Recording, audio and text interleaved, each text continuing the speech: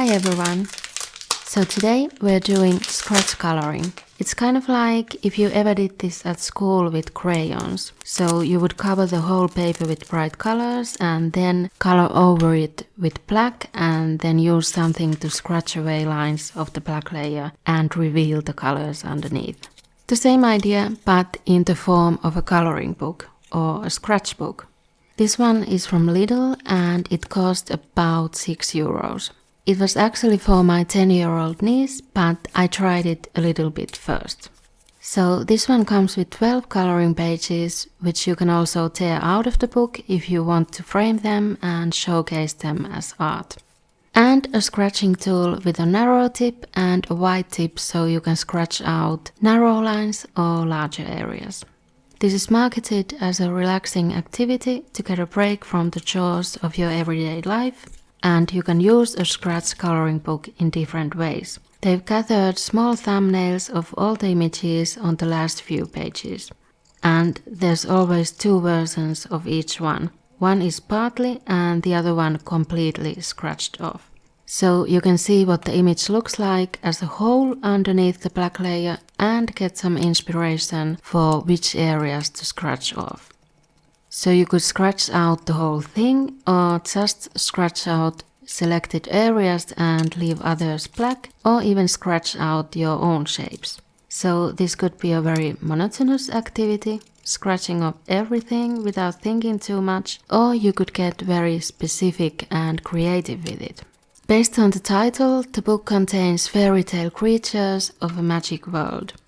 It has unicorns, a phoenix and other birds, a dragon, a mermaid, seahorses, fairies and some other female characters.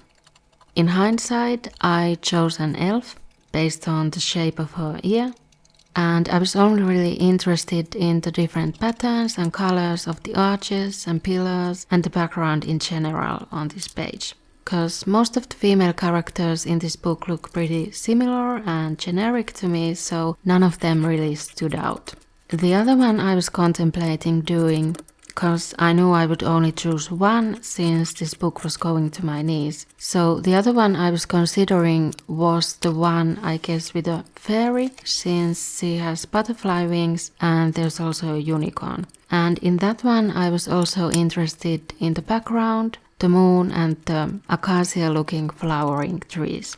The way this works is literally like scratching off a lottery ticket. But you're doing it with this wooden tool, which I managed to break pretty fast. Either I was using it wrong by pressing too hard, or it wasn't great quality to begin with. But anyway, splinters started coming out of the wider end of the tool.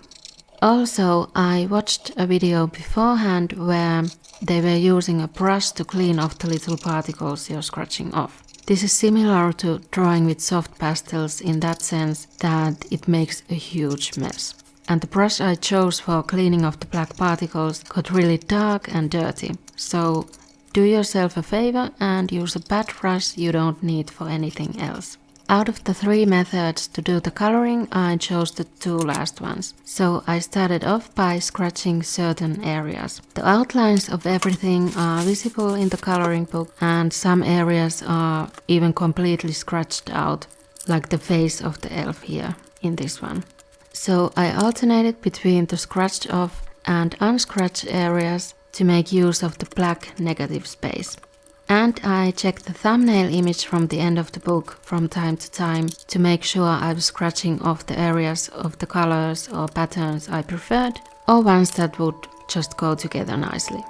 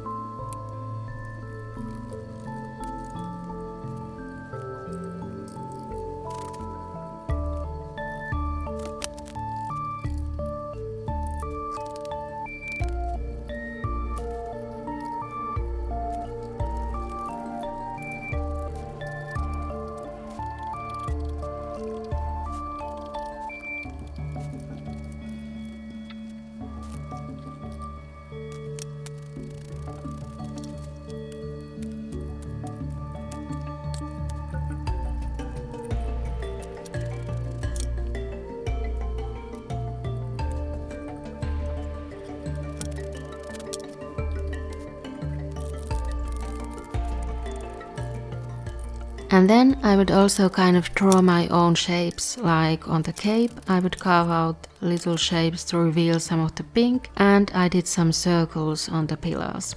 Based on the amount of footage I have, this took me about an hour and 20 minutes, including the time I took to flip through the book and choose the page. But how long one page takes you obviously depends on how detailed you want to be with the coloring. I was also recording the sounds because I wanted to turn this into a real-time no-talking ASMR video too. And to my surprise, I liked how the ASMR version turned out. You would think that the scratching sound isn't very pleasing, but I actually liked it. Especially scratching off a long white strand with the wider end of the scratching tool was really satisfying.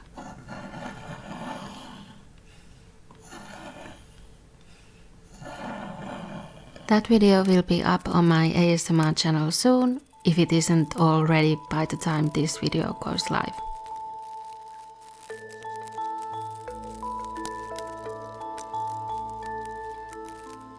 Was this a relaxing activity? I think so, apart from the scratching tool breaking, which was not fun. But I did enjoy doing this. I've done a few similar videos before where I tried paint by numbers and diamond painting for the first time. So check those out if you haven't seen them already. Thanks for watching, bye!